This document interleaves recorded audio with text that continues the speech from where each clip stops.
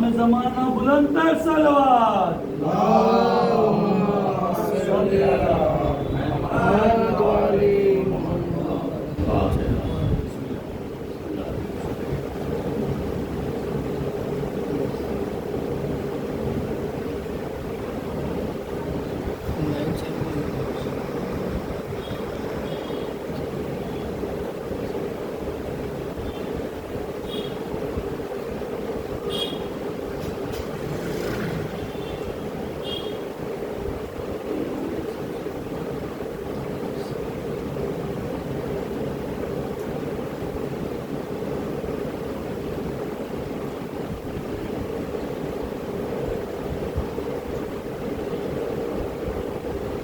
لا حول ولا قوة إلا بالله العلي العظيم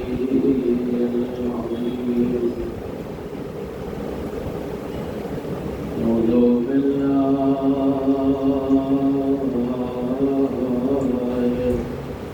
من الشيطان اللعين الرجيم بسم الله الرحمن الرحيم الحمد لله رب العالمين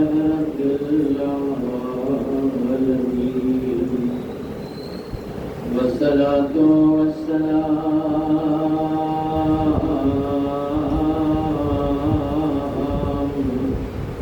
وتحية والإكرام على سيد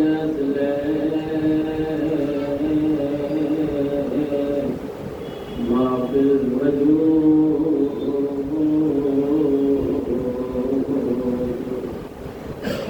سر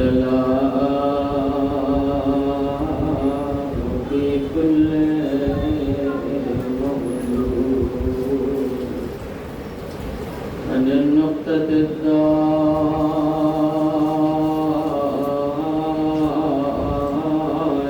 الوجود الخاتم لما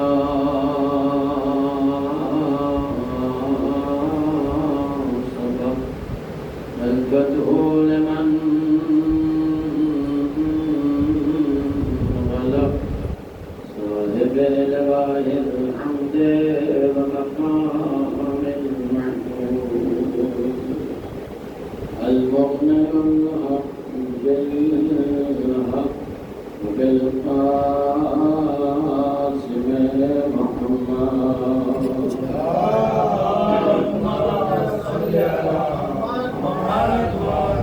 وآله الطيبين الطاهرين المعصومين المنتجبين المظلومين أما بعد فقد قال الله في كتابه المبين وهو أصدق الصادقين وقوله الحق بسم الله الرحمن الرحيم واسألوا أهل الذكر إن كنتم لا تعلمون سلام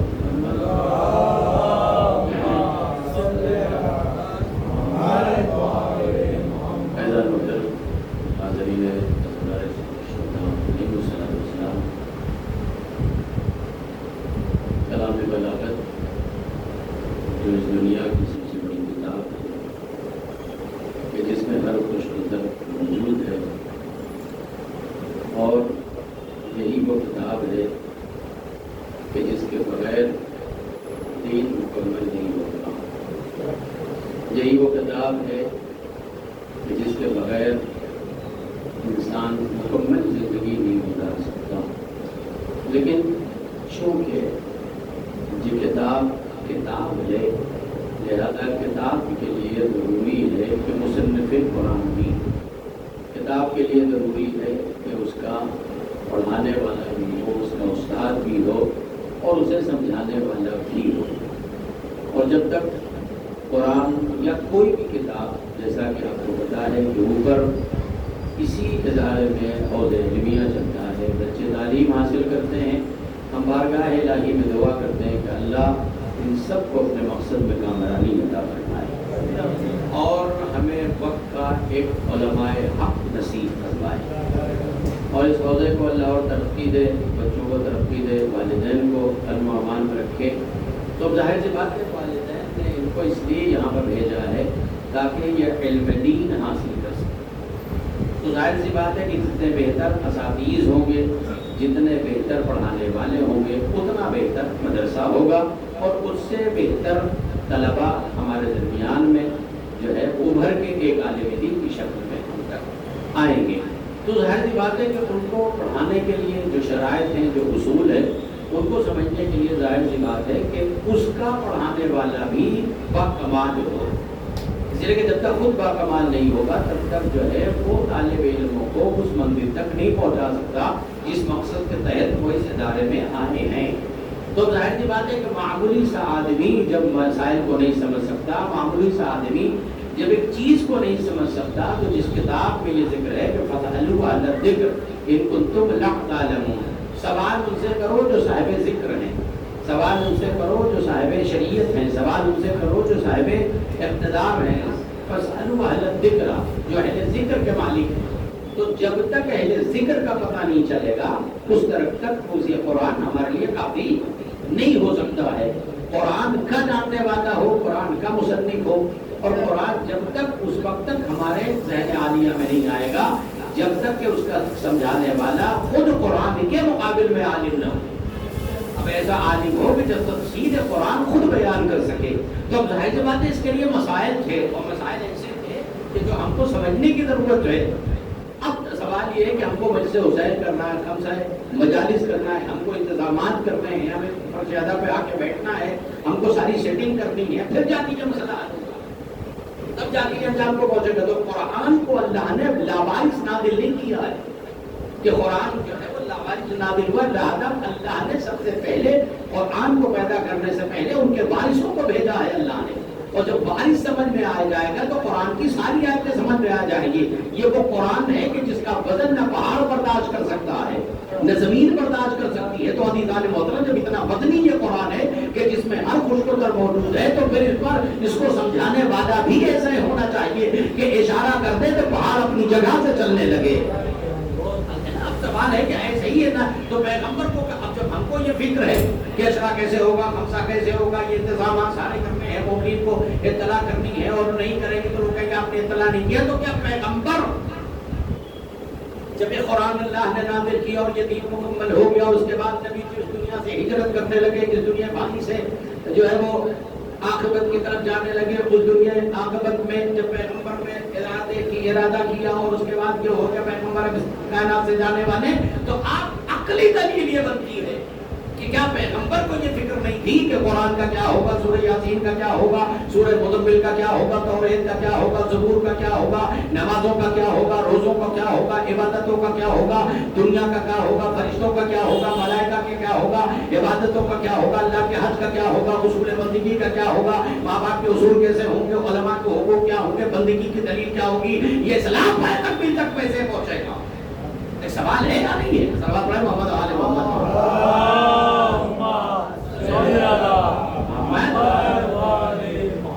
ایک علمی سوال ہے، فطرتاً یہ سوال اٹھنا ہے کہ ظاہر بات اتنا بڑا قرآن بغیر سمجھے سمجھ میں آنے والا نہیں ہے، بغیر سمجھائے، اور جو بغیر سمجھائے، جو بغیر سمجھے قرآن کو سمجھتے ہیں تو وہی تو گمراہ ہیں جن کو قرآن کا ترجمہ نہیں پتا۔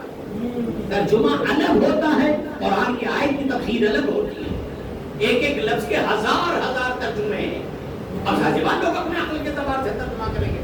تو پیغمبر نے دین کو لاوارث نہیں چھوڑا۔ اب جب پیغمبر سفر کر رہے ہیں تو پیغمبر کو یہ فکر تعمیر ہے کہ اس قرآن کا کیا ہوگا، اس دین کا کیا ہوگا، اس مذہب کا کیا ہوگا، اس شریعت کا کیا ہوگا، اس کائنات کا کیا ہوگا، اس دین کا کیا ہوگا جو اتنی 100 سال زندگیاں آدم نے گزاری ہیں. اول محمد ہے، بھیجا اللہ نے آخر میں. تو جب بھیجا آخر میں ہے تو عزیزان محترم قرآن کا تقاضا اس جملے سے سمجھے، قرآن کا معیار اس جملے سے سمجھے کہ قرآن کتنی اہمیت کا حامل ہے. آدم کو بھیجا لیکن محمد کو پیدا پہلے کیا، لیکن بھیجا آدم کو پہلے. کیا وجہ تھی؟ پروردگار کے طرح پہلا نبی ہے، ایک پروردگار کے طرح اول نبی ہے، ایک پروردگار کائنات اسی کے صدقے میں بنی ہے. تو پھر وجہ کیا ہے کہ تو آخر میں ان کو بھیج رہا ہے؟ کہا محمد کے استقبال کے لیے محمد جیسا ہونا چاہیے، ورنہ محمد کے فضائل کو کوئی نہیں جانے گا. آدم کو اس لیے بھیجا، نوح کو اس لیے بھیجا، ابراہیم کو اس لیے بھیجا، موسیٰ کو اس لیے بھیجا، عیسیٰ کو اس لیے بھیجا، داؤد کو اس لیے بھیجا، سلیمان کو اس لیے بھیجا، ادریس کو اس لیے بھیجا کہ محمد کا استقبال کرنے والا بھی تو ہو. ورنہ کیا جانیں گے لوگ کہ محمد کی ذات کیا ہے؟ تو اب عزیزان کہ ان کے استقبال کے لیے معصوم آئے تو پھر وہ قرآن بغیر وارث کے کیسے ہوگا؟ تو پیغمبر نے فرمایا توجہ جملے پر کہ اب پیغمبر کو فکر ہے کہ دین کا کیا ہوگا. تو پیغمبر نے آخری مرحلے میں فرمایا بسم اللہ الرحمن الرحیم انی تارک فیکم الثقلین کتاب اللہ. دیکھو میں تو دنیا سے جا رہا ہوں لیکن دو چیزیں تو میں چھوڑ کے جا رہا ہوں. ایک اللہ کی کتاب ہے اور ایک اہل بیت.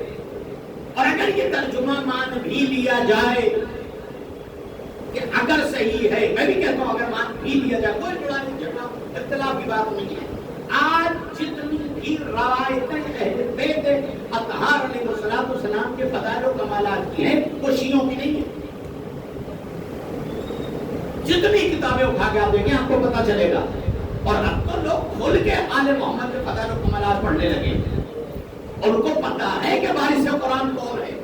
اور اگر یہ حدیث مان لی جائے کہ اگر مان لو پیغمبر نے کہا کہ میں تمہارے درمیان دو چیزیں چھوڑ رہا ہوں، ایک قرآن اور ایک حدیث. دیکھیں جملہ سنیے گا، ایک قرآن ایک حدیث. تو بھیا نہ قرآن بغیر استاد کے سمجھ میں آئے گی، نہ حدیث بغیر استاد کے سمجھ میں آئے گی. دونوں کے لیے وارث ہونا ضروری ہے. اگر میں مان بھی لیتا ہوں تھوڑی دیر کے لیے مان بھی لیا جائے کہ چلو حدیث چھوڑی تھی، تو یہ نقص ہے رسالت پر، اس لیے کہ حدیث کا سمجھانے والا بھی کوئی ہونا چاہیے. اور جس کو دنیا سب کچھ سمجھتی ہے، توجہ رہے، جس کو دنیا سب کچھ سمجھتی ہے، جو حدیثوں کا راوی ہے، جس کو مسلمان نے بہت بڑا عہدہ دیا ہے. وہ ایک دم مسجد نبوی میں ساتھ میں جا رہا تھا، امام حسین کا بچپنا ہے، توجہ رہے جملے پر، امام حسین کا بچپنا ہے. امام نے جوتی اتاری. لیکن تھوڑا کھولیے گا تو میں پڑھوں گا. بات ہمارے لیے یہ نہیں کہ پبلک ہو، آپ نیچے سے مجھے لگے کہ میں کچھ پڑھ رہا ہوں، آپ بولیں گے. تو اب جس کو راوی کہا جاتا ہے، جس کو محدث کہا جاتا ہے، جو بہت بڑا ہے لوگوں کی نظر میں، وہ ساتھ میں امام حسین کے جا رہا ہے. امام حسین کا بچپنا ہے.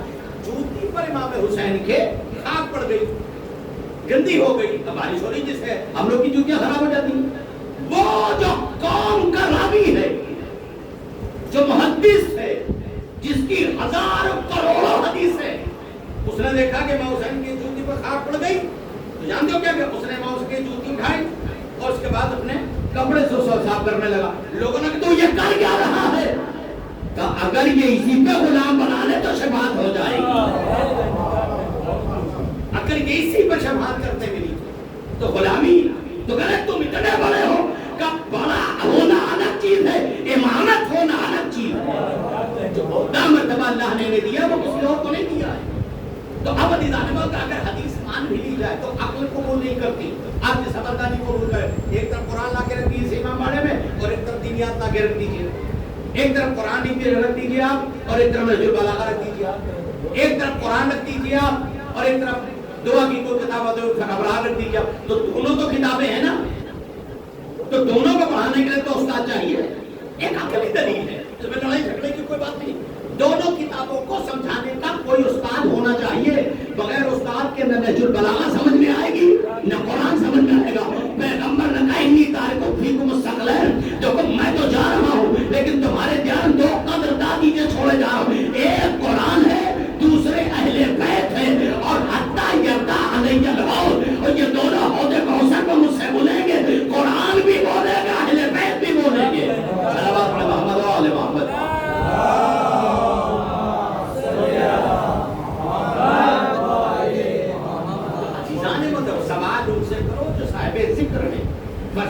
اہل الذکر ان کنتم لا تعلمون. بتائیں ان کو سوال ان سے کرو جو صاحب علم ہے, جو صاحب فضیلت ہے, جن کو مراتب پتہ ہے. آج دیکھیں دنیا کی تاریخ اٹھا کے دیکھیں تب آپ کو پتہ چلے گا, آپ کو احساس ہوگا کہ ایک علی والا ہے جس کو دنیا حتیٰ کہ اپنے لوگ کہہ رہے تھے ارے یار کیا ضرورت ہے ان کو بیچ میں دخل دینے کی. سن رہے ہیں, اگر آپ کے عقل میں نہ آئے تو یہ بات ضروری نہیں کہ وہ بات صحیح نہ ہو. کل کا کیا ضرورت ہے, پوری دنیا خاموش ہے, یہ بھی خاموش رہے. تو میں نے کہا علی کو ماننا چھوڑ دو پھر خاموش رہو. مولا متقیان نے آخری وصیت میں 21 رمضان کو امام حسن اور امام حسین کو بٹھا کے سننا کہا تھا. میرے لال یہ نہ دیکھنا کہ مذہب و فکر کیا ہے, میرے لال یہ نہ دیکھنا کہ کس کا فرقہ کیا ہے, میرے لال یہ نہ دیکھنا کہ کون کس مذاہب پر ہے. ظالم کا ساتھ نہ دینا, مظلوم کا ساتھ نہ چھوڑنا. یہ بات کی یہ جلوس ہے, یہ عزا, یہ جو جلوس نکالے جاتے کیوں نکالے جاتے؟ کوئی مقصد ہوگا, کوئی ہدف ہوگا, ایسے تھوڑی روڈ میں نکالے جاتے. لوگوں کو بتایا جاتا ہے کہ 1400 سال گزرنے کے بعد جو لوگ آج بھی یزید کو رحمت اللہ کہہ رہے ہیں تو پھر سارے رحمت اللہ چیک کرنے پڑیں گے. عزیزان محترم غور کریں, یہ جلوس ہے یزید کا کوئی جلوس نکال, خود یزید ہی یزید کا نام رکھنے کو تیار, جس کو اس کو پتا ہے اس کا کردار کیا ہے. اور اسی یزید کے یہاں ایک بیٹا ہے جس نے اپنا کردار بیان کیا ہے. معاویہ ابن یزید, یزید کا بیٹا, جب اس کو اپنے بعد یزید نے ممبر پہ بٹھایا تو اس نے یہ کہہ کے ممبر چھوڑ دیا, نہ یہ کل میرے بزرگوں کا حق تھا, نہ آج یہ میرے باپ کا حق ہے, یہ تو اہل بیت کا حق تھا, مجھے یہ تمغہ نہیں پہننا. یہ کہہ کے اس نے چھوڑ دیا ساری حکومت میں, اس لیے کہ کل بھی غصبی تھا, یہ آج بھی غصبی ہے. لہذا ہمیں بیدار ہونے کی ضرورت ہے. تو عزیزان محترم غور کریں, فکر کریں کہ سوال ان سے کرو کہ جو صاحب عقل ہے. مصر سے ایک آدمی آیا, شام سے ایک آدمی آیا, اور نیا نیا آدمی ہے, ڈھونڈتا ڈھانڈتا پوچھتا یہ وہ, یہاں امام باڑہ کہاں ہے, پاچی کو نہیں پتا, تربے میں امام باڑہ کہاں ہے, پوچھتا پوچھتا آ گیا وہ. اور آنے کے بعد اس نے آگے میں مجھے بتاؤ, سنا یہی ذکر خیر ہوتا ہے. وہ بھی آ گیا مدینے میں, اور آنے کے بعد اس نے کہا کہ صاحب مدینے میں آیا, اور آنے کے بعد کہا کہ یہ بتاؤ جانشین محمد کہاں ہے, مجھے ان کے پاس جانا, ان سے کچھ باتیں کرنی, کچھ مسائل میرے ہیں. اور ظاہر سی بات ہے جب ایسے ہوتی ہیں بڑے پروگرام ہوتے ہیں تو دو چار لوگ باہر ہوتے ہی, اور پھر اللہ نہ کرے دربار کہیں سجا ہو تو دربار میں تو ایسے سپاہی باہر رہتے ہیں. تو جب 10 لوگ ٹہلے تو ان کو دیکھا اجنبی آدمی ہے, پریشان ہے, آیا ہوا, کہاں سے آ رہے ہو, یہاں کے مدینے کے تو نہیں لگتے ہو, کہاں مدینے کے نہیں, کہاں سے آ رہے ہو, کہاں شام سے آ رہے ہو, خیریت تو ہے, کہاں خیریت ہے, کیا بات ہے, کہا کچھ مسئلہ پوچھنے آیا ہوں, اور مجھے وصیت پیغمبر کے ہاتھ پر, خلافت نبوت کے ہاتھ پر کلمہ پڑھنا ہے. میں عیسائی ہوں, مجھے جو ہے وہ مسلمان بننا ہے. اب ظاہر بات ہے میری طرف دیکھیں تو وہ جملہ سمجھنا آئے گا.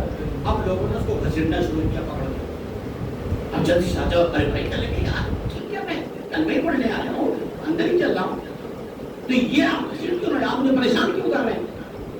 جانتے ہیں کیا ایک دوسرے سے کیا کہتے ہیں, ارے کم سے کم کوئی تو آ رہا ہے, کوئی تو آیا اس دروازے پر مسلمان بننے, کوئی تو ایک آئے کہ ہماری فیس سے نکلا جائے کہ ہاں یہاں کوئی مسلمان ہوا تھا, تو کہ بھائی چل رہا ہوں. لیکن پکڑ پکڑ کس کو دربار میں آئے, اور آنے کو سب کس کو لائے ہو, کہ یہ شام سے آیا ہے, اسے دین سیکھنا ہے, اسے مذہب سیکھنا ہے, اسے شریعت سیکھنا ہے, یہ اسلام کا کلمہ پڑھنا چاہتا ہے, اسلام کے دائرے میں آنا چاہتا ہے, تو بھائی اسے کلمہ پڑھواؤ, توجہ, اسے کلمہ پڑھواؤ. علماء بیٹھے ہوئے ہیں,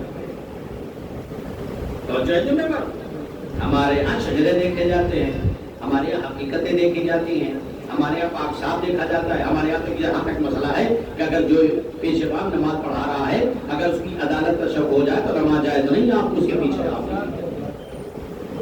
نماز جائز نہیں ہے بھیا, کہ جب تک تم اس کی عدالت پر یقین نہ ہو تو لہٰذا نماز نہیں ہو سکتی.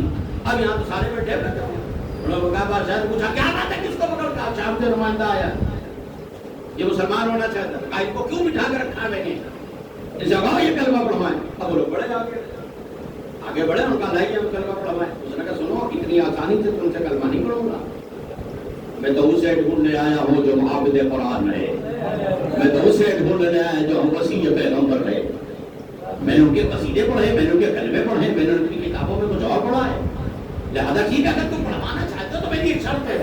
کا شرط کیا ہے, کا شرط یہ ہے کہ مسلمان ہونے سے پہلے کچھ سوالات ہیں میرے. کا سوال کیا ہے؟ کا سوال یہ ہے کہ سنا ہے کہ تمہارا خدا قرآن میں یہ کہتا ہے علی کل شیء قدیر ہے. اتنا کہنا تھا تو علماء کی پیشانی پر بل پڑ گئے. انہوں نے کہا تو یہ کون سی بڑی بات ہے؟ علی کل شیء قدیر ہے، وہ لم یلد ولم یولد ہے، وہ غفور ہے، وہ رحمان ہے، وہ رحیم ہے. تو پھر کہنا کیا چاہتا ہے؟ کہا بس ایک سوال ہے، اگر سوال کا جواب دے دو گے تو میں کلمہ پڑھ لوں گا. ان کا سوال کیا ہے تمہارا؟ کا سوال یہ کہ اگر وہ ہر چیز پر قادر ہے، اس لیے میں نے اس قرآن کی آیت کو سنا میں کلام بنایا کہ فصلوا اہل الذکر، سوال ان سے کرو جو صاحب ذکر ہیں. روڈ چلتے ہوئے سوال کسی سے نہ کرو. دین کے نمائندے ڈھونڈو، دین کے نمائندے کہاں ہیں؟ تو اب دنیا کہہ رہی تھی کیا ضرورت تھی ایران کو بولنے کی؟ دنیا بول رہی ہے کیوں بول رہا؟ اس کو تو نہیں بولنا چاہیے. اپنے لوگ ان سے کہہ رہے تھے ارے مولانا جب پتہ ہے کہ کچھ نہیں ہونے والا تو ان کو بولنے کی کیا ضرورت تھی؟ میں نے کہا زمانہ بدلے گا دیکھو گے. اور اس کے بعد وہی ہوا کہ وہ 84 سال کا مرد مجاہد جس نے یہ بتا دیا کہ جب غلاموں کا یہ عالم ہے تو علی کا کیا عالم ہوگا. اچھا پھر ایک سوال اور اٹھتا ہے کہ ادھر 10 سے 12 دن 15 دن ہی چلی تھی جنگ بند کرو، جنگ بند کرو، جنگ بند کرو، جنگ بند کرو، جنگ بند. بات کیوں کرو؟ جب شروع کیا ہے ابتدا بولنے کی یہ انتظام کریں گے. بھائی ہم دفاع کرتے ہیں، جنگ نہیں کرتے. حملہ تم نے پہلے کیا، ہم نے نہیں کیا ہے، ہم تو دفاع کر رہے ہیں. دارین مرحبوں کو یہ تھا کہ کہیں یہ جنگ آگے تک چلی اور چلتے چلتے چلتے چلتے چلتے چلتے معاملہ اور آگے بڑھا اور 39واں دن آ گیا تو کہیں خیبر میں یہ جنگ بدل لگا. عزیزان بدل ان کو پتا ہے کہ معاملات کیا ہیں، ان کو پتا ہے کہ حق کا نمائندہ کون ہے، ان کو پتا ہے اچھا غریب اور امیر کا معاملہ نہیں ہے یا عقیدے کا معاملہ ہے. مجھے پتا ہے حکومت کا حالت. آج پوری دنیا میں کے ایران کی کرنسی چاہے جتنی گرا دے، انڈین 1000 روپے وہاں کا 1 لاکھ روپیہ 10 لاکھ سن سکے گا کتنا؟ 1000 انڈین 10 لاکھ ان کا. مطلب آپ کھانا بھی نہیں کھا سکتے کھانے سے ہوٹل میں. لیکن آپ سوچیں یہ ملک کہ جس کو وائٹ ہاؤس میں بیٹھ کے دشمنان اہل بیت نے کیا کیا کہ تمہاری کرنسی اپ ڈاؤن. اچھا کرنسی ڈاؤن ہونے کا سوال کیسے ہوتا ہے؟ انٹرنیشنل جو بینک ہوتے ہیں، جو انٹرنیشنل کمیٹیاں ہوتی ہیں جو دنیا کی جو گائیڈ کرتی ساری چیزوں کو، ان کے اندر ان کے بینک میں جن کا سونا زیادہ ہوگا ان کی کرنسی بڑھے. یہ طریقہ ہوتا ہے. ظاہر سی بات ہے وہ ایران سے 36 کا آنکڑا تو کرنسی کہاں سے وہ بڑھے گی؟ انہوں نے جتنا چاہو تم کر لو. توجہ ہے جملے پر. تم یہ سمجھتے ہو کہ حکومت ہمارے پر چلتی ہے، تم یہ سمجھتے ہو یہ عوام ہمارے پر چلتی ہے. ہم 14 کے ماننے والے. ہمارے یہاں ایک رضا ہے جس کے ہاں رضا ہوتا ہے وہ دنیا کا سورما ہوتا ہے. امام رضا علیہ السلام کے روضے کا 11واں بچہ چاہیں آپ زیارت کریں، آپ زیارت سے مجرب ہو تب آپ دیکھیں گے. آپ اندازہ لگائیں کہ کتنا بڑا حرم ہو سکتا ہے. کتنے بڑے امام والے کے لیے ہم لوگ پریشان ہیں. ہم راشد بھائی، بدو بھائی، فلاں بھائی مومنی دعا کرنے کا اللہ کر یہ بھی لے لے. اللہ کر مومنی پڑھتا ہے تو کام پڑھتا ہے تو پڑھتے ہیں تو دعا کرتے ہیں ہم لوگ اور لے لیں. ہم مجلس میں دعا کرتے ہیں پروردگار اور ہو جائے اور ادا خانہ بڑا ہو جائے، مومنی کے اور ہو جائے. کتنا اندازہ لگا سکتے ہیں کتنا بڑا ہو سکتا ہے روزہ؟ پتا ہے آپ کو 120 ایکڑ میں امام رضا کا روزہ ہے. اب جو لوگ دیہات کے رہنے والے وہ ایکڑ سمجھتے ہیں. 120 ایکڑ آپ پیدل طواف نہیں کر سکتے. بزرگوں کے لیے اندر نیچے گاڑی چلتی. اور احترام کا یہ عالم ہے کہ ہندوستان کا غیر ایشیا اسلام والا جب وہاں جاتا ہے یا عربی میں جاتا ہے کہ لگے تم کسی کو ہادی بنا لو. لیکن جو اخلاق میں نے شیعوں کا کربلا میں دیکھا ہے، ایران میں دیکھا ہے، ایسا اخلاق کہیں اور ہے. جب ان کا یہ اخلاق ہے تو جو وارث قرآن ہے ان کا اخلاق کیسے ہوگا؟ اخلاق کی سب سے بڑی نعمت ہے دنیا. یہ وہیں سے پیغام ہے، یہ وہیں سے انسانیت کا درس ہے، یہ وہیں سے ہمیں آپس میں جڑے رہنے کی توفیق دیتی ہے. تو آپ اس نے کہا کہ بھائی میں کلمہ پڑھنے آیا. زیادہ علماء نے پوچھا کہ سنا کہ تمہارے یہاں قرآن میں ہے کہ اللہ علی کل شیء قدیر، ہر چیز پر قادر. ہاں بالکل قادر، کہا بالکل قادر ہے. تو اس نے سوال کر لیا، کہا یہ بتاؤ جب اللہ تمہارا ہر چیز پر قادر ہے تو یہ بتاؤ دوسرا خدا وہ بنا سکتا ہے یا نہیں؟ وہ تو اتنا کہتا تھا کہ وہ علماء کی پیشانی پہ بل پڑ گئے. تو شرک کر رہا. تو تمہارے اللہ کو بدنام کر رہا ہے. دیکھو میں نے سوال کیا ہے اور جواب چاہیے، اس لیے کہ جہاں میں جانا چاہتا ہوں دروازے سے کوئی مایوس نہیں لوٹتا. میں نے سوال کیا، جواب دو. آپ اس افسانہ کا ٹھیک ہے اس کا سوال ہے، اس کے سوال کا جواب دو. اور جواب دینے کے بعد ٹھیک ہے وہ ایمان لائے گا، کلمہ پڑھے گا، اس کی بات بھی تو صحیح ہے. تو ان لوگوں نے جانتے ہو کیا کہنے لگے، ایک کام کرو حضور، اس سے 3 دن کا ٹائم دلا دیں، پھر ہم جواب ڈھونڈ کے لائیں گے. اچھا پتہ نہیں کیا مسئلہ ہے کہ جب بھی ان کو جو ہے مصیبت آتی ہے تو 3 دن کا وقت مانگو. 3 دن کا وقت مانگا. انہوں نے کہا ٹھیک کوئی بات نہیں. انہوں نے کہا بھائی 3 دن میں آپ کو جواب دیں گے. بادشاہ نے کہا ٹھیک کوئی بات نہیں. دربار پر خاص کیا تھا، دربار ہو گیا. اچھا وہ سوچتا اس زمانے میں ہوٹل ہوتا نہیں تھے، اس زمانے میں کچھ ہوتا نہیں تھا. یہ آیا بیچارہ بھاگ جائے گا، چلا جائے گا، معاملہ ختم ہو جائے گا. تیسرے دن جیسے ہی دربار کھلا کہ دربار کے دروازے پہ سب سے پہلے یہ حاضر. اب جب علماء آئے انہوں نے دیکھا کہ نہیں تو موجود ہے نا. اب انہوں نے پوچھا کیا ہوا، تو علماء کا سوال حاضر ہے. سوال حاضر ہے کا جواب دو، کلمہ پڑھو اس سے. تو کہیں جواب یہ ہے کہ اسے قتل کر دو. جملہ سنیے گا، اسے قتل کر دو. تو بادشاہ نے کہا کون سا جواب ہے؟ آپ کو پتا بادشاہ ہونا اور چیز ہے، عالم ہونا اور چیز ہے. کا مطلب اس نے میرے قرآن کی توہین کی، اس نے میرے خدا کی توہین کی. خدا نے ایک نقص نکالا کہ خدا بنا سکتا. تو میں نے سوال ہی تو کر رہا ہے، غلط کیا بات کر رہا ہے؟ اس کے سوال کا جواب دو. علم ہونا چاہیے. اہل ذکر کے پاس جانا سوال کرنے، جاہلوں سے سوال نہ کرنا ورنہ گمراہ ہو جاؤ گے. تو کہنے لگے کہ پھر نہیں اسے قتل کروا دو. اس نے کہا دیکھو آج تو مجھے قتل کروا دو گے لیکن نسلیں میری سوال پوچھ رہے آئیں گے. پورے دربار میں ہم جیسے لوگ بھر جائیں گے اور یہ پوچھیں گے کہ میرا قتل عام کیسے ہوا. ابھی گفتگو ہو ہی رہی تھی. توجہ ہے. چوتھے امام کی تعریف پڑھے تب آپ کو پتا چلے چوتھے امام کو کتنا ٹائم ملا تبلیغ کا. ہم لوگ سے کیا کرتے ہیں، ہم لوگ جب چوتھے امام کا ذکر کرتے ہیں تو صرف یہ کرتے ہیں کہ امام کربلا تک محدود ہے. چوتھے امام واقع حرہ کے سن 63 ہجری کے بعد جو امام کی تبلیغ ہے وہ اگر آپ کو پتا چل جائے نا تو آپ سوچیں کہ جو کام امام صادق امام ذر العابدین علیہ السلام نے جو کیا بندہ کیا کیا.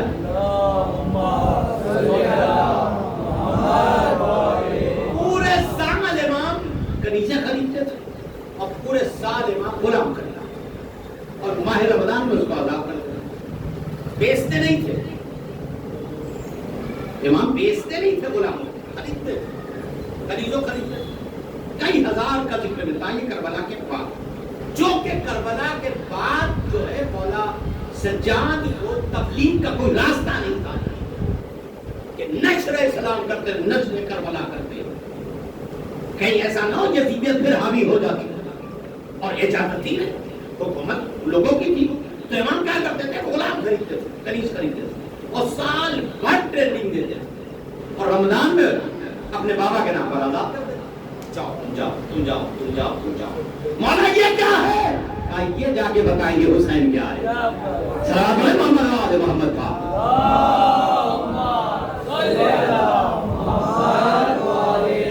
مدینہ میں قحط پڑا، مدینے میں قحط پڑا اور سارے مدینے والے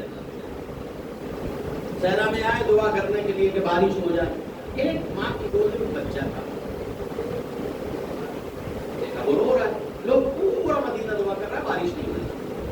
ایک گوشے میں یہ کالا کھڑا ہوا تھا جس کو مولا نے آزاد کیا، کالا بھجن ٹکر جس کو اپنی دعا میں گئی کھڑا ہوا تھا. اس نے دیکھا کہ بچہ رو رہا ہے ماں کی گود اور یہ لوگ سب دعا کر رہے ہیں، دعا کرنے کوئی اثر نہیں ہو رہا، بادل اپنی جگہ سے ہل بھی نہیں رہا.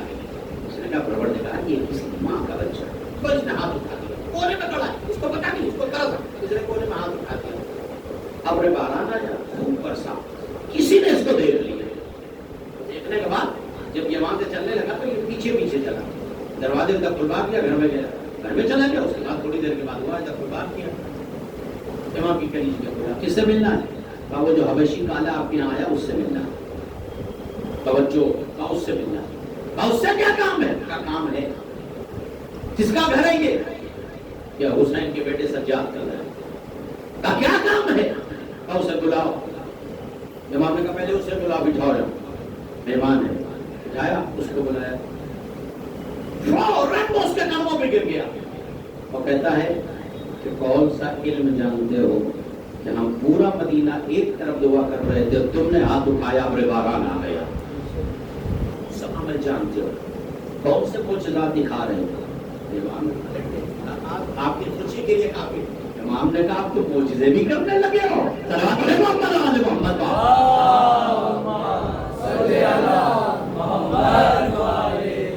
اب تو معجزہ بھی دکھانے لگا. بولا کوئی معجزہ ہوتا نہیں، یہ آپ کی تربیت کا اثر ہے. کیا ہوا؟ کئی لوگ دعا کر رہے تھے، گود میں بچہ تھا، رو رہا تھا، مجھے برداشت نہیں ہوگا. پھر کیا کیا؟ میں نے کچھ نہیں، میں نے آپ کا نام لیا، اولاد زہرا کا نام لیا اور اللہ کی بارگاہ میں دعا کر دی. اللہ نے برسا دیا پانی، بس اتنا میں نے کیا. تو وہ جو آیا تھا اس نے کہا جتنا دینار و دولت چاہیے مجھے اس غلام کو دے دو مولا. کہا ہم خریدتے ہیں، غلام بیچتے نہیں. تب اس نے کہا کہ پھر آپ کا تعلق، مجھے جانتے ہو میں کون؟ جب میرے غلام کا یاد ہے تو میں سجاد حسین کا بیٹا. امام نے اس طرح سے دین کو پھیلایا. اس کے بعد تم نے کہا مولا اگر آپ پیسہ نہیں دینا چاہتے تو ایسے ہی دے دو. جملہ سنیے گا. ایک مرتبہ اس نے رب کی طرف دیکھا، وہ دیکھنے کے بعد کہتا مولا امام نے خریدا تھا، غلامی مزدوری. امام نے تربیت کی، امام کے پاس رہتا تھا، یہ بردار تھا. امام کی طرف سے تبلیغ دین کرتا تھا، یہ بردار تھا. حقوق حسین بتاتا، یہ بردار تھا. آزادانہ زندگی تھی، یہ بردار تھا. لیکن اگر مولا اس کے حوالے کر رہے تو بغیر علی کی ولایت کے اللہ زندہ رکھنا. تاریخ کہتی ہے کہ روح قبض ہو گئی. یعنی بندہ آواز یہ دینا چاہتا ہے جب تک زندہ رکھنا، علی کی ولایت میں رکھنا، ورنہ موت دے دینا پڑ دے گا. صلوات محمد.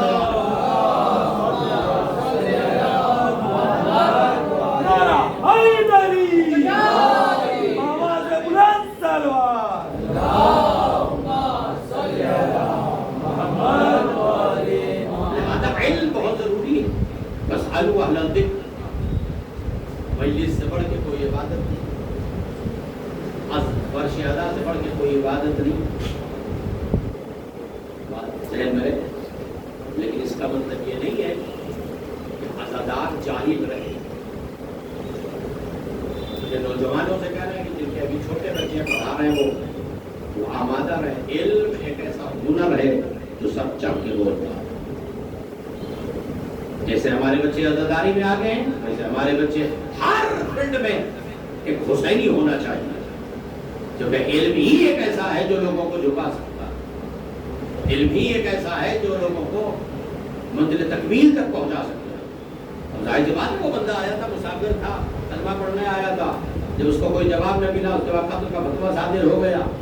تو ایسے ہی اس زمانے میں مولا کائنات نے اپنے نمائندے چھوڑے تھے، اپنے نمائندے مولا نے چھوڑے. ابھی یہ بحث ہو ہی رہی تھی کہ بندہ آیا، اس نے ہتھیلی پہ ہاتھ رکھا. کہا کیا تھا؟ کیوں پریشان؟ دین سیکھنے آیا تھا، اسلام قبول کرنے آیا تھا. کہاں لا کے رکھ دیا کہ یہی دین ہے رسول اللہ کا، یہی دین ہے شریعت ہے. اگر یہی دین ہے تو خدا آپ بھی دوسرے کا تم آئے غلط جگہ ہو. اب تم چونکہ غلط جگہ آئے ہو لہذا اسلام کی خطا نہ کرو. اسلام کل بھی اچھا تھا اور آج بھی اچھا ہے. اگر نمائندہ غلط میں جائے تو دین اچھا ہوتا ہے، دین بگڑتا نہیں ہے. تم نے اپنی روشنی کی، اپنی آنکھوں کو، اپنی بصارت کو تم نے صحیح ڈھنگ سے دیکھا نہیں. تو پھر تم میرے ساتھ آؤ. کلائی پہ ہاتھ رکھا، لے کے گیا. توجہ ہے، دروازہ بند ہے. جس موقع میں لے کے آیا تب الباب کی اندر سے آواز آئی. پڑھ دیا میں نے، بتایا اندر سے آواز آئی. سوال پوچھنے کے لیے شام سے بندہ لے کے آئے ہو. جیسے یہ جملہ کہا اس بندے نے کہا ہو نہ ہو نمائندے الہی یہی ہے جو بغیر صورت دیکھے شجرہ بتا سکتا ہو. دیکھیں اس کا دروازہ کھلا، مولا کے پاس لے کے آیا. کہا پہلا کام یہ کرو سلمان، پہلا کام یہ کرو. اخلاق کو بڑی نعمت ہے. آپ کے دروازے اگر کوئی پہنچے، آپ اسے کہتے ہیں نا سونے کا نبھانا، محاورہ میں سونا ہے، سونے کا نوالا کھلا دیں اور چائے نہ پلائیں. میرا کہ سبق کبھی کا آدمی چائے نہیں پیتا. یہی زبان ان کا جیت دیتی ہے. نوالا کھلاتی ہے، جوتے کھلاتی ہے. اخلاق سب سے زیادہ وسیع ہونا چاہیے، جو کہ آل محمد کا اخلاق سب سے زیادہ وسیع تھا. اتنا وسیع تھا کہ چوتھے ماہ وسیع ہے.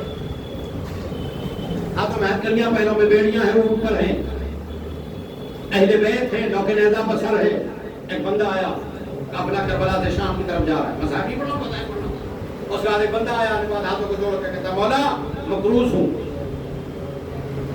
سن سکو تو پتا ہے مقروض ہوں. ہم آپ بولتے ہیں بارش ہو رہی ہے, ہم خود بھیگ رہے ہیں, تم کو کہاں سے بچائیں, ہم خود پریشان ہیں. اور اس حالت میں تم دیکھ رہے ہو کہ میں کس حالت میں ہوں. جملہ سنیے گا, اس کا بھی ایمان بڑا مقدس تھا. اس کا مقروض ہوں کہ تم نہیں دیکھتے ہو میں کس حالت میں ہوں. پلٹ کے پیشانی پر ولایت کا نور آیا, پلٹ کے کہتا مولا یہ تو سب آپ نے میرے لیے کیا ہے, ورنہ ابھی آپ انگڑائی نے بیڑیاں ٹوٹ جائیں. مولا یہ سبق میرے لیے ہے کہ وقت آ جائے تو اسلام کے لیے بیڑیاں پہن لو. وقت آ جائے امام بالا کی فلاں بہبودی کی بات ہو, اور اگر تم غلط ہو تو خاموش ہو جاؤ.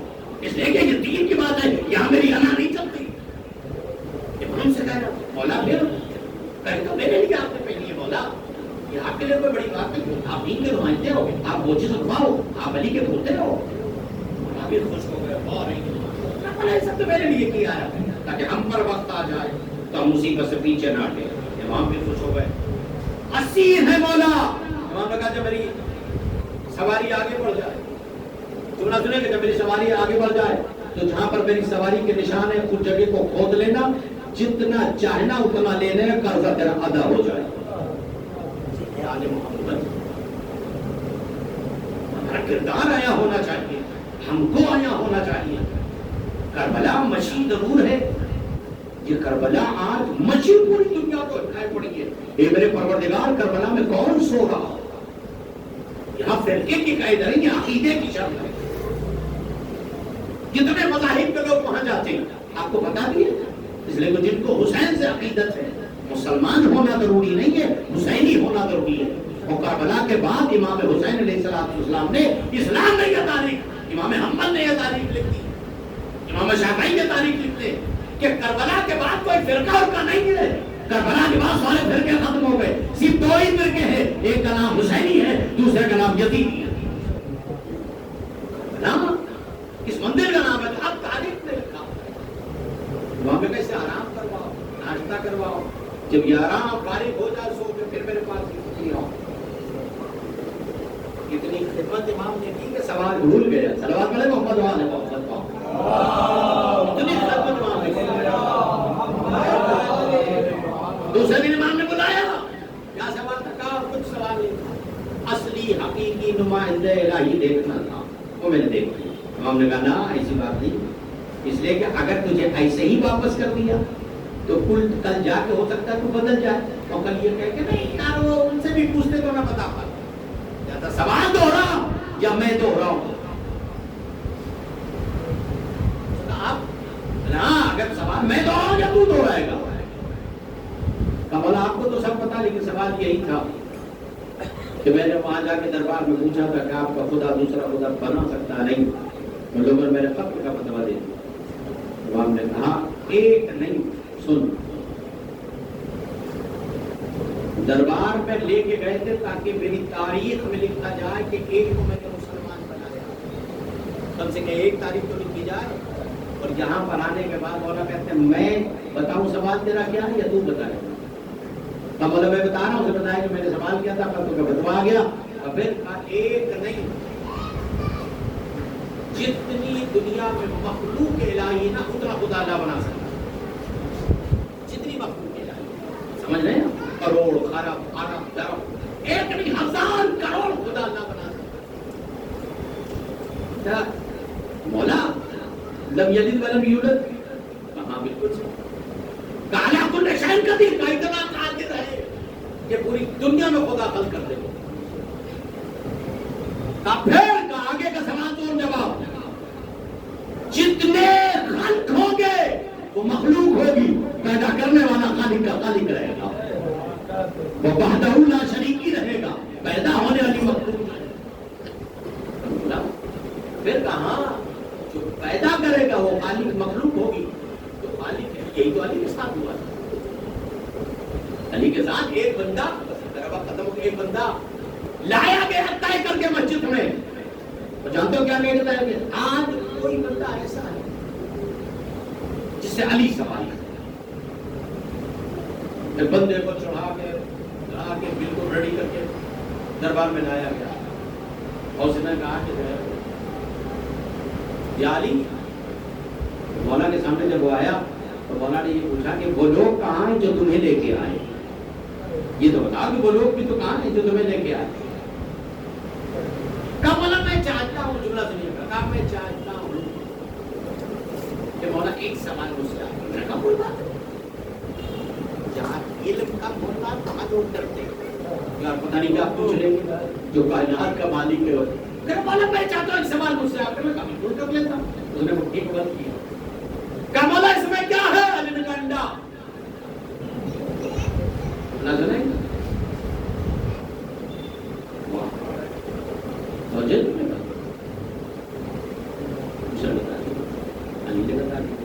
اب معاملہ یہاں تک پہنچا کہ اس سے پوچھا، اس نے بھی کہا یہ بتا یہ انڈا آیا کہاں سے؟ سنیے، یہ تو مجھے نہیں پتا، جہاں سے تم نے منگوایا ہے میں وہاں تک کی خبر تجھے دے رہا ہوں، اور آج تک کوئی ماں ایسی نہیں ہے جس نے ایسا بیٹا جنا ہو جو علی کے سامنے سوال کر کے گزر جائے۔ کہ ٹھیک ہے کوئی بات نہیں، اب یہ انڈا آیا کہاں سے؟ کوئی کبوت سے منگایا نہ؟ کہا جہاں سے منگایا وہاں رکھ کے بتا، کہا جہاں سے منگایا وہاں رکھ کے بتا، کہا لانا میرا کام تھا، رکھنا میرا کام نہیں ہے۔ علی نے مسکرا کے کہا یہی میں تجھ میں مجھ میں یہی فرق ہے، تو نے لا کے بتایا ہے، تیری قدرت ختم ہو گئی، علی رکھ کے بتائے گا کہ امام کسے کہتے ہیں۔ انسان دیکھیں اور زیادہ ہمیں تربیت کی ضرورت ہے، ہمیں آل محمد پر یہ مجالس ہمارے لیے نعمت ہے۔ یہاں سے جانے بعد کبھی ویسے ہی نہ رہیں جیسے پرسوں تھے ہم۔ بھائی کا احترام، باپ کا احترام، ماں کا احترام، گھر میں تحصیل، گھر میں مسائل، ورنہ 2 مہینے ختم ہو۔ یہ کون سی شریعت ہے بھائی؟ عید آ گئی، بقرعید آ گئی، عید قدیر آ گئی، اللہ نے گناہ کے لیے پرمیشن دیا کہ بقرعید عید قدیر کے دن جتنا چاہو گناہ کرو؟ بس اب پیغام پہنچ رہا نہیں پہنچ رہا ہے؟ جو کل حرام تھا وہ اس دن بھی حرام ہے۔ کسی نے مولا سے پوچھا عید کب ہوتی ہے؟ مولا کہا جب چاہو تم عید کرو۔ کہا مولا یہ خاص دن عید کا دن؟ کہا یہ توبہ کا دن ہے، عید کا دن نہیں ہے۔ توبہ کے دروازے کھولے ہوئے جا کے عید کے دن توبہ کرو، اللہ تمہاری توبہ کو قبول کرے۔ ہاں رہی عید کرنا چاہتے ہو تو جس دن گناہ نہ کرو اس دن تمہاری لیے عید ہے۔ زیادہ آمادہ ہوئیے، خالی فرش ادا پہ بیٹھ کے چلے جانے کا نام مجلس نہیں ہے۔ اور سے بڑا گنہگار کوئی نہیں تھا، پیغام ہے یہ، اور سے بڑا گنہگار کوئی نہیں تھا، لیکن جانتے ہو کیا کیا اس نے کہا مولا میری ختم آپ ہو سکتی؟ کہا تو کل بھی ہو تھا اور آج بھی ہو رہا ہے۔ یہی وہ دروازے ہیں، سن لیجئے، یہی وہ دروازے کا بتاؤں گا آپ کو، یہی وہ دروازے ہیں جن کے وسیلے سے اللہ بھی گنہگاروں کو معاف کر دیتا ہے، اور ایسے معاف کرتا ہے، ایسے معاف کرتا ہے کہ اللہ آپ کو عراق لے جائے، اربعین لے جائے، اور اربعین میں جا کے دیکھیے وہ لوگ بھی اپنا اسٹال اور اپنا موقف لگاتے ہیں جن کو حسین نے پھر سے زندہ کیا، ان کو زندہ کیا، قبر سے اٹھایا۔ اے اللہ ان کو زندگی کیوں دی؟ کہ حسین کا کہنا تھا اسے زندہ کرو تاکہ لوگوں کو پتا چلے کہ اربعین کے مراتب کیا۔ اب یہ جو دیکھ رہے ہیں اتنا بڑا مجمع، اس میں خالی مجمع ہی نہیں ہے، اس میں آدم کا گروہ آیا ہوا ہے، نوح کا گروہ آیا ہوا ہے، انبیاء، فرشتے، ملائکہ۔ جب ہماری فرش ادا کے لیے محتاج ہے وہ تو حسین کی کربلا ہے۔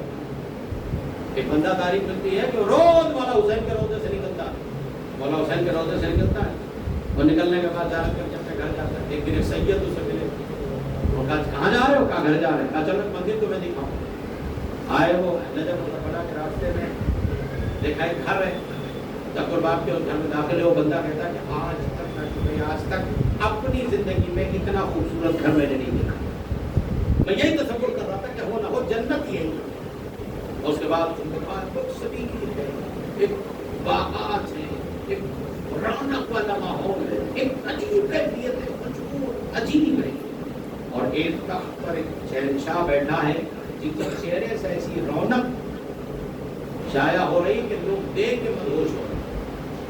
تو سید نے کہا پہچانتے ہو؟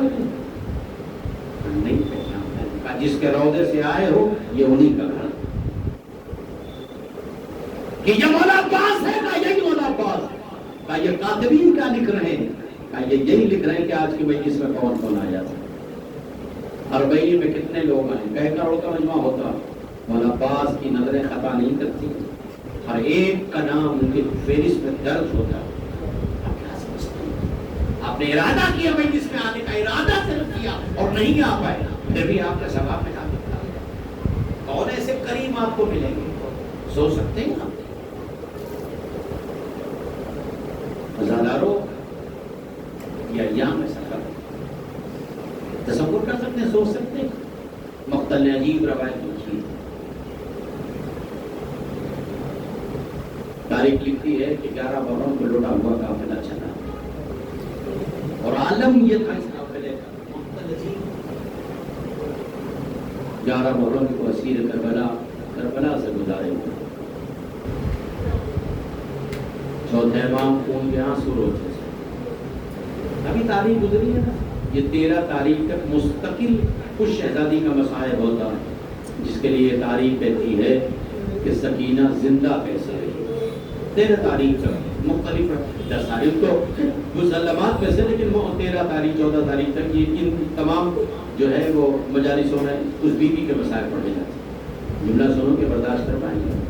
تاریخ نے عجیب جملہ لکھا، پہلے بیت اسیر ہو گئے، زندان شام میں آ گئے، کھلی ہوئی چھت ہے، دن کی دھوپ رات کی اوس۔ تاریخ نے ایک جملہ لکھا ہے، ہزاروں مقتل نے عجیب آواز دی۔ تاریخ کہتی ہے کہ جناب سکینہ سلام اللہ علیہ ایک دن رات میں اٹھی اور اٹھنے کے بعد چوتھے امام کے پاس آئی، جلا ہوا ماما سر کے نیچے، چوتھے امام کی اتفاق سے نیند آ گئی۔ امام سکینہ آئی اور آنے کے بعد ایک مولا سجاد کے پیر پہ اپنا سر رکھا اور رکھ کے ایک جملہ کہا، بھیا نیند آ گئی۔ ابھی اس آواز کا نکلنا تھا کہ اچانک سجاد کی آواز، آنکھ کھلی، دیکھا میرے پیر سے کوئی لپٹا ہوا ہے۔ جملہ سنو گے؟ اب جو آنکھیں کھولی تو ایک مرتبہ، اب اس کو گھڑی اڑی کہاں تھی آپ تصور کر لیجئے۔ ایک مرتبہ سجاد نے کہا، بہن سکینہ آدھی رات ہو گئی ابھی تک سوئی نہیں بیٹا تو؟ کہا بھیا آپ نے کیسے سمجھ لیا کہ میں سو گئی؟ جب سے میرا بابا مارا گیا ہے میں سونا بھول گئی ہوں، اس لیے کہ بھیا کوشش کرتی ہوں سونے کی تو خواب میں شمر تادیانہ لے کے آتا ہے۔ اے بھیا بڑا غضب ہو گیا، اے بھیا اسیر ہو کے یہاں تک آ گئے، اے بھیا میری حالت بڑی نازک ہے۔ جملہ سنو گے عزیزارو؟ مجھے واقعات نہیں پڑھنا، وہ خالی مندر تک آپ کو لے جانا ہے، مجھے دربار نہیں پڑھنا ہے، مندر تک لے جانا ہے۔ مقتل کہتی وہ وقت بھی آیا، ایک مرتبہ سکینہ نے چند سوالات سجاد سے کر لیے۔ کہا بھیا یہ بتاؤ پیاز کی کتنی قسمیں ہیں؟ یہ بھیا یہ بتاؤ کہ پیاز شدت پہ کب پہنچتی ہے، پیاز شباب پہ کب پہنچتی ہے؟ کہا بیٹا پیاز کی پہلی قسم یہ ہے کہ جب پیاز بڑھتی ہے تو گلا خشک ہونے لگتا ہے۔ پیاز کی شدت پہلی یہ ہے کہ گلا خشک ہونے لگتا ہے۔ سکینہ نے اپنے گلے پر ہاتھ رکھ کے کہا بابا پہلی بھیا میں پہلی منزل سے گزر چکی ہوں۔ کہا بھیا دوسری قسم کیسی ہے؟ کہا دوسری قسم کا یہ عالم ہے کہ جب پیاز کی شدت بڑھتی ہے تو جسم کام کرنا چھوڑ دیتا ہے۔ ایک مرتبہ کہا بھیا اس منزل سے بھی میں گزر چکی ہوں۔ آواز دی تیسری قسم کیا ہے؟ کہا بہن تجھے پتا نہیں ہے انسان بار بار بے ہوش ہوتا ہے، بار بار ہوش میں آتا ہے۔ ایک مرتبہ کہا بہن بھائی میں اس منزل سے بھی گزر چکی ہوں۔ ایک مرتبہ آواز دی بھیا چوتھی قسم کون سی ہے؟ کہا چوتھی قسم کا یہ عالم ہے کہ آنکھ کھلی کی کھلی رہ جاتی ہے اور ایسے پیاس کا منہ کھلتا ہے جیسے مچھلی کو لا کے باہر پانی سے نکال دو۔ اتنا کہنا تھا۔ ایک مرتبہ سکینہ نے کربلا کا رخ کر کے کہا اے سجاد اصغر میرا صحیح منہ کھول رہا تھا اور مولا کا تیر چلا۔ ایک مرتبہ پوچھا اے بھیا پیاز کی 5ویں قسم کون سی ہے؟ بس اتنا کہنا تھا۔ کہا پیاز کی 5ویں قسم یہ ہے کہ گوشت ہڈیاں چھوڑ دیتی ہے، گوشت ہڈیاں چھوڑ دیتا ہے۔ اتنا کہنا تھا کلائی سے سکینہ نے اپنے کرتے کو ہٹایا۔ اے بھیا سکینہ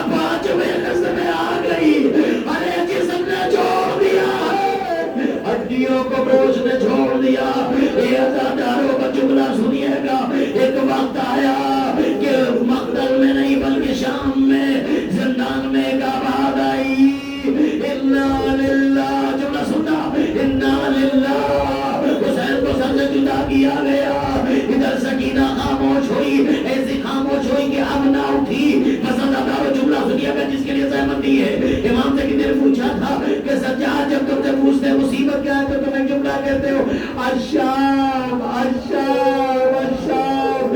میں اصلی شام نہیں پڑھنا ہوں, میں شام نہیں پڑھنا ہوں, بازار شام نہیں پڑھنا ہوں, دربار شام نہیں پڑھنا. جملہ سنیے شام کے زندان کا جملہ. ایک بندہ جب کوئی سجاد سے پوچھتا تھا کہتے تھے الشام الشام الشام. اور الشام کیا ہے؟ ارے کعب سے بڑی سجاد تو مصیبت کیا ہوگی؟ ہاتھوں پہ بہن کا جنازہ, ہاتھوں میں ہتھکڑیاں. جزاک اللہ اللہ ان آبادوں پہ رحمت نازل کرے. بس اللہ تعالیٰ تاریخ یہ کہتی ہے ایک مرتبہ سکینہ کی روح برباد ہو گئی. تاریخ نے لکھا کہ حکم ہوا کہ جو ہے غسالہ کا اہتمام کیا جائے. اے عزادارو, ایک مرتبہ غسالہ آئی, غسل خانے میں گئی. جانے کے بعد ادھر زینب صفوں کے ساتھ کبھی لیلا ہے, ام فروا ہے, تمام بیویاں کھڑی ہوئی ہیں. سب دس بستہ ہاتھوں کو جوڑے دعا کر رہی ہے اے اللہ جلدی سے میری بچی کو غسل ہو جائے, اے اللہ جلدی سے میری بچی کو غسل ہو جائے, اے اللہ جلدی سے میری بچی کو غسل ہو جائے تاکہ میں اپنی آنکھوں سے سپرد خاک کر دوں. کہیں ایسا نہ ہو کہ حاکم کا مزاج بدل جائے. میں بچی کا جنازہ لے کے کہاں, ارے ایک مسائل سننا چاہتا ہوں, میں بچی کا جنازہ لے کے کہاں جاؤں گی. ایک مرتبہ تھوڑی دیر کے بعد غسالہ غسل خانے سے باہر آئی اور باہر آنے کے بعد کہتی ہے یہ جس کے ہاتھوں میں ہتھکڑیاں ہیں, پیروں میں بیڑیاں ہیں, کمر میں لنگا ہے, گردن میں توق ہے, یہ کون ہے؟ کہا یہ مرنے والی کا سگا بھائی سجاد. غسالہ کہتی نا نا نا, ارے میں اس سے نہیں بتا سکتی جو غسل کرنے میں نے سکینہ میں دیکھا ہے یہ تو مر جائے گا زندگی. اور آگے بڑھی, کہا یہ بیوی کون ہے؟ کہا یہ رباب ہے, اس کی ماں ہے. کہا ماں سے بھی نہیں بتایا جا سکتا. اور آگے بڑھی, کہا یہ کون ہے؟ کہا ماں لیلا ہے. کہا اس سے بھی نہیں بتا سکتا. کہا اتنا بتاؤ اس قافلے میں ملکہ کون ہے؟ کسی نے اشارہ کیا زینب کی طرف. ایک مرتبہ غسالہ آگے بڑھی, زینب کا پہلو دیکھا اور اس کے بعد کہتی بی بی ذرا سے ان سے ہٹ کے میرے پاس آ تاکہ میں تیری بچی کی حالت بتا سکوں. زینب باہر آئی, آنے کے بعد کہا کیا بات ہے؟ کہا بیوی سے پوچھ, کہا بیوی بات میں بتا دینا, جلدی سے میری بچی کو غسل دے دے. کہا بیوی میں غسل کیسے دوں, میں تو اتنے دیر سے غسل دے رہی ہوں لیکن بڑی پریشان ہوں. کیا ہوا؟ کہ اب تک سکینہ کا کرتا اتار نہیں پائی ہو. ایک مرتبہ آپ نے آپ کو سنبھالا, بیوی معاف کرنا, ایک جملہ پوچھنا چاہتی ہوں. کہا کیا پوچھنا چاہتی؟ کہا بیوی اتنا بتا کہ بچی کو کوئی بیماری تھی, اتنا کہنا تھا. بیوی زینب لوگوں پر تماچے مارے, یہ حسین کی نہیں تھی بیٹی, یا عباس کی بھتیجی, یہ میری گود میں رہنے والی, یہ سجاد کی بہن, ہم اہل بیت کو بیماریاں نہیں ہوتی. کہا بی بی پھر یہ کتے کے ساتھ کھال کیوں اتر رہی ہے؟ کہا اتنے کوڑے مارے گئے, اتنے تازیانے مارے گئے کہ جسم سے کرتا اترتا. انا للہ و انا الیہ راجعون. تذرع الیہ وتسلیما لامرہ. معبود تجھے در حق کا واسطہ اس مجلس کو بارگاہ الہی میں بارگاہ معصومین میں قبول فرما. اے میرے پروردگار بحق اہل بیت اطہار ایام عزا ہے, سفر کا مہینہ ہے. پروردگار ہماری روزیوں میں, کاروباروں میں خیر و برکت عطا فرما تاکہ ہم 40 اور کربلا کی زیارت نصیب ہو سکے. اے میرے پروردگار تجھے تیری عظمتوں کا واسطہ, آل محمد کا واسطہ, اگر اس سال ہم نہیں جا سکے تو پروردگار سال آئندہ ہمیں کربلا مولا کی زیارت کی توفیق عطا فرما. اگر ماننے والے جو عمری اس پر زیادہ بتشریف فرما ہے, پروردگار ان کے دل میں جو خواہش ہے وہ تو جانتا ہے. حسین مظلوم کا واسطہ, سکینہ کے جلے دامن کا واسطہ, یہ میرے پروردگار انہیں اپنے دربار سے خالی نہ مٹانا. یہ میرے پالنے والے تیری عصمتوں کا واسطہ, آل محمد کا واسطہ, پروردگار جمہوریہ اسلامی ایران کی حفاظت فرما. بیت اللہ العظمیٰ خامنہی کی حفاظت فرما. جمہوریہ اسلامی عراق کی حفاظت فرما. بیت اللہ العظمیٰ سستانی کی حفاظت فرما. تمام شیعان آل محمد دنیا کے جس گوشے میں بھی ہیں, پروردگار ان پر اپنا رحم نازل فرما. یہ میرے پالنے والے تجھے در حق کا واسطہ جو بچے امتحانات میں مشغول ہیں یا امتحان دے چکے ہیں ان سب کو کامیابی عطا فرما. یہ میرے پالنے والے ہم سب کو سیرت اہل بیت پہ چلنے کی توفیق عطا فرما. پالنے والے تجھ طرح کا واسطہ، آل محمد کا واسطہ، معبود جنت البقیع کی تعمیر فرما، کہ میرے پالنے والے زندہ خانے کی وسعت فرما، زندہ خانے کو اس مسجد کو روز بروز ترقی عطا فرما، کہ میرے پالنے والے تجھ طرح کا واسطہ ہماری ظاہری باطنی غلطیوں کو معاف فرما، پالنے والے تیری عصمتوں کا واسطہ، آل محمد کا واسطہ، اس مجلس کے، اس خمس مجالس کے، اس ادارے کے اصلی وارث فرزند زہرا یوسف دہرا حضرت حجت کے ظہور میں تعجیل فرما، ان کے اعوان غلاموں میں ہم سب کا شمار فرما، وآخر دعوانا الحمدللہ رب العالمین۔